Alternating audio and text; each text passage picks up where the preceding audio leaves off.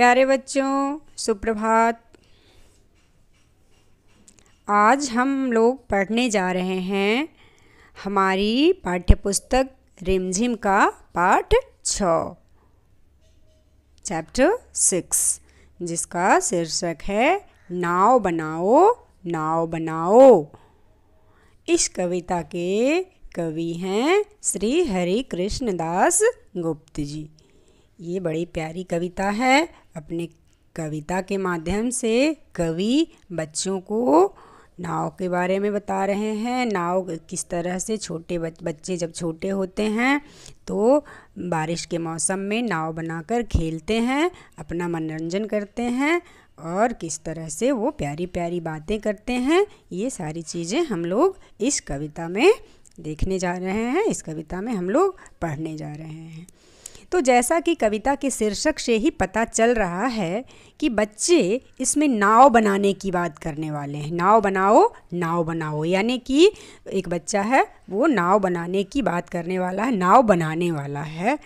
नाव तो आप लोगों को पता ही होगा, नाव आप लोगों ने देखा होगा, बोटिंग आप लोगों ने की होगी। नाव यानी बोट। आपने नदियों में नाव चलते हुए देखा होगा। कई तरह के नाव आप लोगों ने देखे होंगे, जैसे स्क्रीन पे आपको यहाँ दिख रहा है। एक ये सबसे पुराना पारंपरिक नाव होता है हम लोगों का, ये पतवार के सहारे चलने वाला नाव। इसमें जो है नाव खेलने वाले क्या करते हैं, पतवार से नाव को चलाते हैं। यहाँ जो नाव दिख रही है अब वो पाल वाली नाव है। इस नाव में क्या होता है, पाल लगाया हुआ रहता है और पाल और हवा की गति से, हवा के दबाव के हिसाब से नाव चलती है। ये देखिए जो नाव दिख रही है वो एक अलग तरह की नाव है। इसमें छोटे पावर का, कम पावर का इंजन लगा हुआ होता है। इंजन के सहारे ये नाव चलती है और इसमें ना हाथ से चप्पू चलाने की ज़रूरत नहीं होती है। अब देखिए जो ये वाली नाव दिख रही है वो और नाव का काफ़ी मतलब कि क्या कह सकते हैं उसको, लेटेस्ट मॉडल है, जिसमें कि देखिए बड़ा सा इंजन लगा हुआ है और भी कई तरह की सुविधाएं इसमें दिखाई दे रही हैं। और इस नाव के सहारे ना बड़ी बड़ी नदियों में दूर दूर तक यात्रा की जाती है। लोग लंबी दूरी की यात्रा इस तरह के नाव से करते हैं।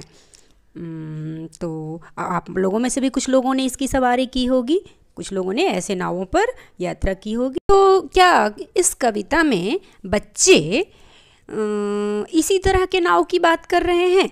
जिन नावों के बारे में हम लोगों ने चर्चा की, जिसके इमेज आप लोगों ने देखे, जिसके बारे में हम लोगों ने डिस्कस किया, क्या ऐसे ही नाव बनाने वाले हैं इस कविता में बच्चे?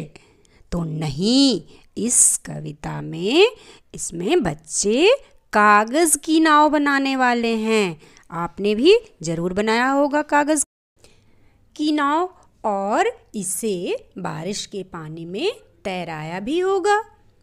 जब तेज़ बारिश होती है और हमारे घरों के आसपास पानी भर जाता है तो क्या होता है, क्या करते हैं बच्चे लोग? सभी मोहल्ले के बच्चे जमा होकर नाव बनाते हैं और उसे पानी में तैराते हैं, है ना?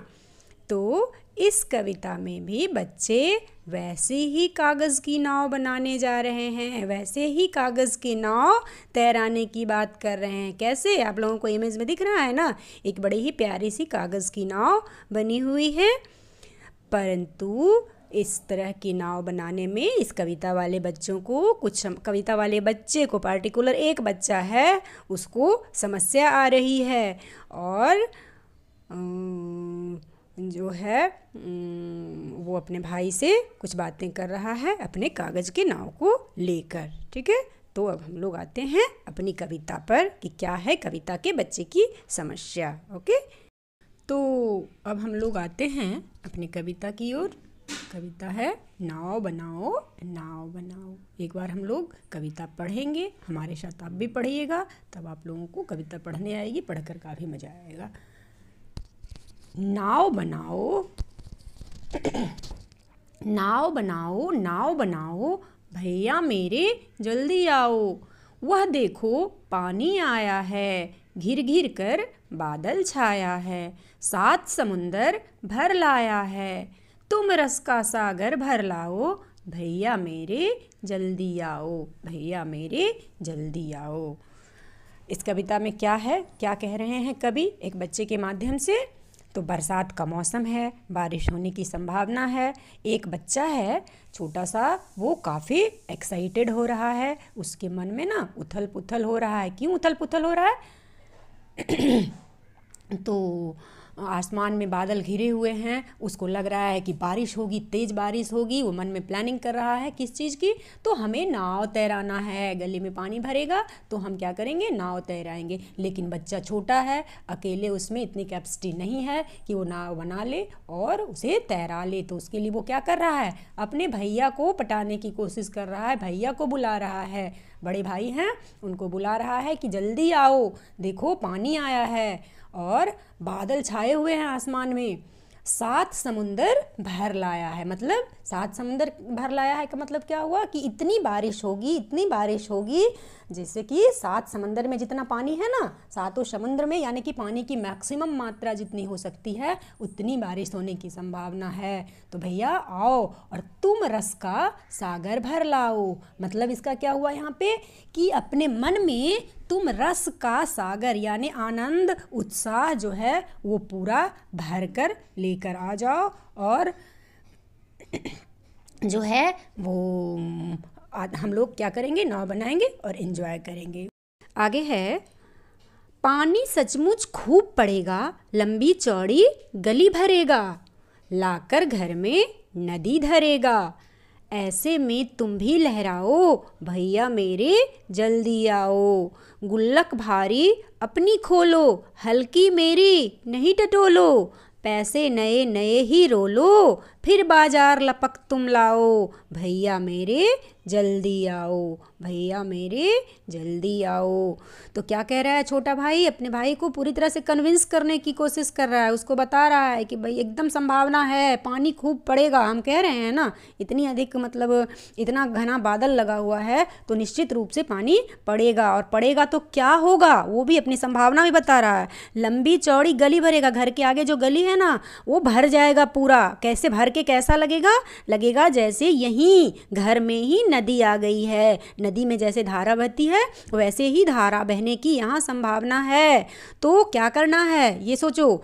ऐसे में तुम भी लहराओ, यानी कि फुर्ती लाओ, तेजी लाओ, उठो जल्दी जल्दी, भैया मेरे तुम भी आओ, जल्दी से आ जाओ। अब ज़्यादा टाइम वेस्ट करने की ज़रूरत नहीं है। और करना क्या है?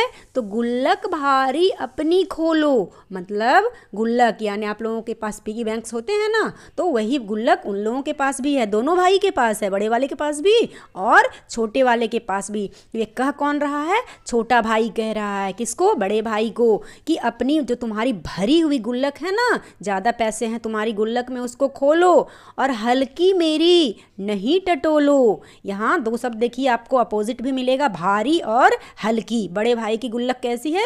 भारी है। और छोटे भाई की गुल्लक कैसी है? हल्की है। यानी कि भारी उसमें ज़्यादा पैसा है और हल्की उसमें कम पैसा है। तो कह रहा है कि भैया मेरे गुल्लक के चक्कर में मत पड़ना।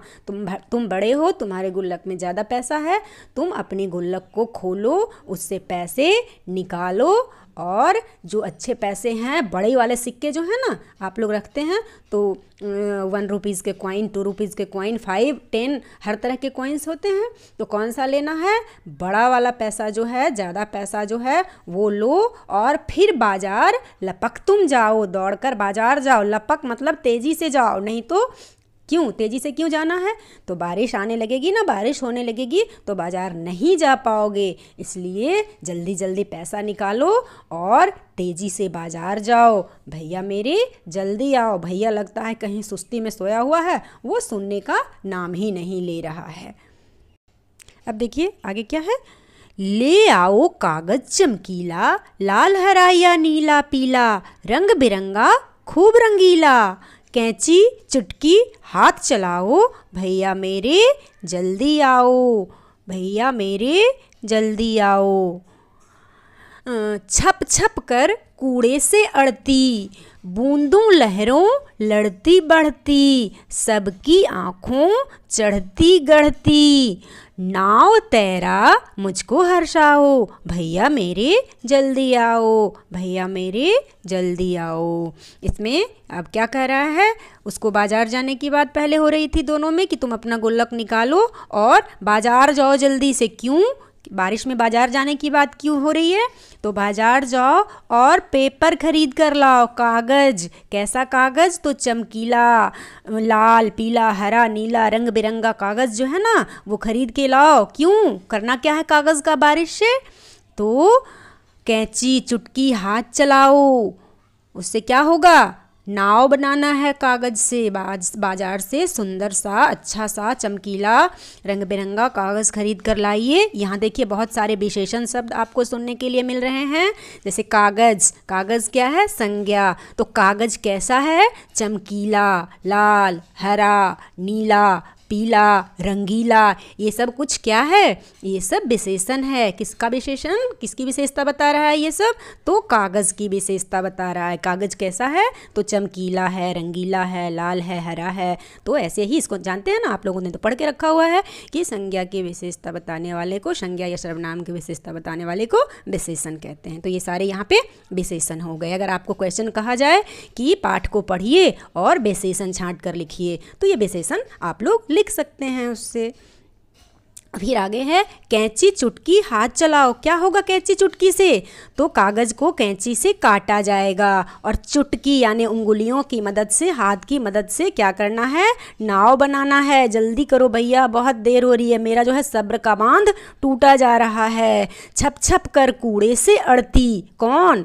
तो छप छप कर रही है। छप छप करना यहाँ क्रिया हो रही है। नाव चलेगी कैसे? तो छप छप करके, और रास्ते में उसको कूड़े कचरे का ढेर मिलेगा तो अड़ जाएगी। अड़ना मतलब रुक जाएगी। और बूंदों लहरों लड़ती बढ़ती, फिर लहरों से, बारिश की बूंदों से टकराती हुई, उसको झेलते हुए, उससे लड़ते हुए क्या करेगी? आगे बढ़ेगी। और सबकी आंखों चढ़ती गढ़ती, यानी कि और जितने सारे बच्चे गलियों में खेल रहे हैं ना, वो हमारे नाव को देखकर क्या करेंगे? जलने लगेंगे। आंखों में चढ़ना क्या होता है? मुहावरा होता है। कोई अच्छी चीज़ किसी को ना कहते हैं कि उसकी आंखों में चढ़ गई है, यानी उससे लोग ईर्ष्या करने लगते हैं। ईर्ष्या करना होता है। तो वही कह रहा है छोटा बच्चा अपने भाई को, मतलब उसको पुशअप कर रहा है, उसको तरह तरह की बातें बताकर ना वो सोच रहा है कि कैसे भी भैया जो है एक्टिव हो जाए। भैया स्लो मोड आ गया है, स्लीपिंग मोड में है, वो कैसे भी एक्टिव हो जाए। तो इसके लिए वो कह रहा है उसको कि जल्दी से ऐसा नाव बनाओ ना कि सब उससे जलने लगे आपके द्वारा बनाई हुई नाव को देखकर। तो सब की आंखों चढ़ती गढ़ती, नाव तैरा मुझको हर्षाओ, भैया मेरे जल्दी आओ। जाओ ना भैया प्लीज़। आप लोग रिक्वेस्ट करते हो ना अपने भैया से कुछ काम करवाना होता है तो, कि जल्दी से जाओ भैया प्लीज़, लेके आओ ना, हमको बड़ा मज़ा आएगा, मेरे लिए भैया प्लीज़, मेरे लिए। तो वही इसी तरह से वो रिक्वेस्ट कर रहा है अपने बड़े भाई को। नेक्स्ट है क्या कहते मेरे क्या बस का, क्यों तब फिर यह किसके बस का, खोट सभी है बस आलस का, आलस छोड़ो सब कर पाओ, भैया मेरे जल्दी आओ। अब देखिए क्या हो रहा है, इसमें बड़ी बात है। भैया लगता है उसको मना कर रहा है। पढ़ के क्या पता चलता है? क्या कहते मेरे क्या बस का, यानी कि बड़ा भाई लग रहा है, कह रहा है कि ये मेरे बस की बात नहीं है। बस का होना मतलब मेरे से संभव होना, ये मुझसे संभव नहीं है। तो फिर ये सवाल करता है छोटा भाई कि क्यों, आपसे क्यों संभव नहीं है? जब ये आपसे संभव नहीं है तो फिर किससे होगा? मुझसे। मैं तो आपसे छोटा हूँ। क्यों तब फिर यह किसके बस का? जब आपके बस का नहीं है, आप बड़े भैया हो, आपके पास पैसे ज़्यादा हैं, आप बाज़ार जाने में सक्षम हो, सारा कुछ तो है, फिर ये आपके बस का क्यों नहीं है? ऐसा कुछ नहीं है, आपके बस में है, लेकिन प्रॉब्लम क्या है? खोट सभी है बस आलस का।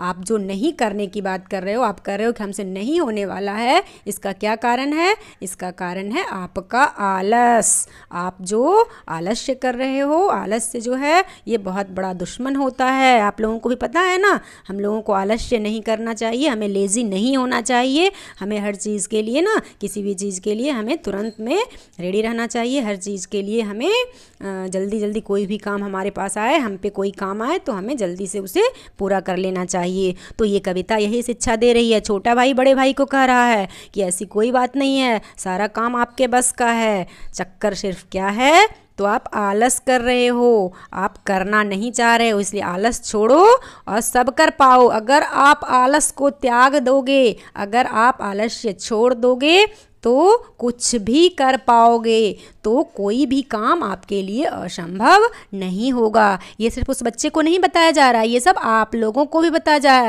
जा रहा है। कवि हरिकृष्ण दास गुप्त जी हैं ना, वो आप लोगों को ये मैसेज दे रहे हैं कि आलस नहीं करना चाहिए। आलस करने से हम क्या हो जाते हैं, सुस्त हो जाते हैं, हमारा काम जो है वो बिगड़ जाता है। इसलिए आप लोगों को भी इस अंतिम पंक्ति के माध्यम से मैसेज किया जा रहा है कि आलस छोड़ो, सब कर पाओ। अगर आलस का त्याग कर दोगे तो सारे काम कर पाओगे। भैया मेरे जल्दी आओ, भैया मेरे जल्दी आओ। ये तो कविता की बात हो गई। अब हम लोग आते हैं एक्सरसाइज में। तो यहाँ देखिए कुछ एक्सरसाइज मतलब कुछ क्वेश्चन है एक्सरसाइज वाले। सबसे पहला पार्ट है इसका कविता से, यानी कविता से संबंधित। जब आपने जो कविता पढ़ी, जो उसका अर्थ आपने सुना और उससे आपने क्या समझा, ये जानने के लिए ये क्वेश्चंस हैं। देखिए क्वेश्चन क्या है, क्या कहते मेरे क्या बस का। आपने ये लाइन पढ़ी है ना कविता में, तो इस लाइन से आपको क्वेश्चन है कि भैया ने क्या बहाना किया और क्यों। भैया ने क्या बहाना किया और क्यों। तो भैया ने क्या बहाना किया था, तो भैया ने बहाना बनाया कि नाव बनाना मेरे बस का काम नहीं है। क्यों ऐसा बहाना बनाया, क्योंकि उसे आलस आ रही थी, वो बाजार जाकर कागज़ लाना नहीं चाहता था, इसलिए उसने वो बहाना बनाया। ठीक है। सेकंड है बूंदों लहरों लड़ती बढ़ती। पंक्ति बूंदों लहरों लड़ती बढ़ती, कौन बढ़ रही थी, तो कौन बूंदों और लहरों से लड़ते हुए आगे बढ़ रही है, तो बच्चों ने जो कागज़ की नाव बनाई है वो बूंदों और लहरों से लड़ते हुए आगे बढ़ रही है। ठीक है। नेक्स्ट क्वेश्चन है गुल्लक भारी अपनी खोलो। ये वाली पंक्ति कविता से है, तो इसे क्वेश्चन क्या बन रहा है, किसकी गुल्लक भारी है और किसकी गुल्लक हल्की है। तो आपने पढ़ा है ना कि बड़े भाई की गुल्लक हल्की है और बड़े भाई की गुल्लक भारी है और छोटे भाई की हल्की है। तो इसको लिखेंगे कैसे कि भैया की गुल्लक भारी है और छोटे भाई की यानी बच्चे की, जो नाव बनाने की बात कर रहा है, उसकी गुल्लक हल्की है। ठीक है। आगे है देखिए नाव की कहानी, यानी कि यहाँ अब आपकी भाषा पे बात आ रही है। लिखने के लिए आपकी जो राइटिंग कैपेसिटी है, आप कितना अच्छा लिख सकते हैं, भाषा पे आपकी कितनी पकड़ है, ये करने के लिए आपको ये क्वेश्चन दिया गया है। एक बार कविता को पढ़ो। इस कविता में एक नाव बनने और पानी में सफाई करने की कहानी छिपी है। मान लो तुम ही वह नाव हो और अपनी कहानी सबको सुनाओ। आप नाव की आत्मकथा अपने बारे में बताना। तो आप एक नाव के रूप में लिखिए कि एक नाव है, आपको बच्चे बना रहे हैं, तो आपको कैसा लगा। तो 2 लाइन इसमें शुरू किया हुआ है। देखिए मैं एक नाव हूँ, मैं कागज़ से बनी हूँ। ये कागज़ की नाव कह रही है। मुझे एक लड़के ने बनाया, उसका नाम तो मुझे नहीं पता। इसके आगे आपको पूरा करना है। तो कैसे फिर इसको हम लोग बढ़ा सकते हैं कि उसका नाम तो मुझे नहीं पता, पर वो बहुत ही प्यारा बच्चा था और नाव बनाने के लिए वो बड़ा ही एक्साइटेड हो रहा था। और जैसे ही उसने नाव बनाया यानी मुझे बना लिया, वो बहुत खुश हो गया और उसे लेकर क्या किया, गली में चला आया। वहाँ गली में उसके जैसे ढेर सारे बच्चे खेल रहे थे, चारों ओर पानी भरा हुआ था। सभी बच्चे अपनी अपनी नाव लेकर वहाँ आए थे और सब लोगों ने नाव की रेस लगाई। सबने अपनी अपनी नाव पानी में छोड़ दी। पानी लहरों के साथ आगे बढ़ती जा रही थी और वो बच्चा बहुत एक्साइटेड हो रहा था। उसे लग रहा था कि मेरी ही नाव सबसे आगे जानी चाहिए, मुझे ही जीतना चाहिए। तो बार बार मुझे कह रहा था तुम तेज चलो, तेज चलो, तेज चलो। तो मैंने भी बच्चों की भावनाओं को, अपने बच्चे की भावना को समझा समझा और कूड़े कचरे को ठेलते धकेलते पूरी तरह से उस सबसे आगे सारे बच्चों की नाव को पीछे छोड़कर मैं आगे चला आया, बहुत आगे, बच्चों की आंखों से ओझल हो गया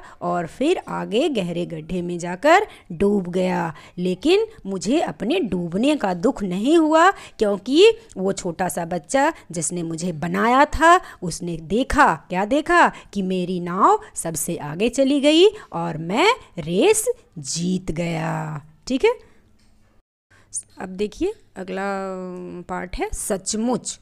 मतलब कि ये सचमुच शब्द आपने पढ़ा था कविता में, आपको ये सचमुच शब्द मिला था, तो इससे कुछ वाक्य बनाने हैं आपको। पानी सचमुच खूब पड़ेगा, तो सचमुच का इस्तेमाल करते हुए 2 वाक्य आपको बनाने हैं। तो सचमुच आप लोग यूज़ करते हैं जैसे सच्ची, किसी बात के लिए, किसी को विश्वास दिलाने के लिए। अगर आप जो बात कह रहे हैं किसी को, तो उस पर सामने वाला अगर भरोसा नहीं कर रहा है, विश्वास नहीं कर रहा है, तो उसको आप कहते हैं ना सचमुच, मैं सच में बोल रहा हूँ, झूठ नहीं बोल रहा हूँ।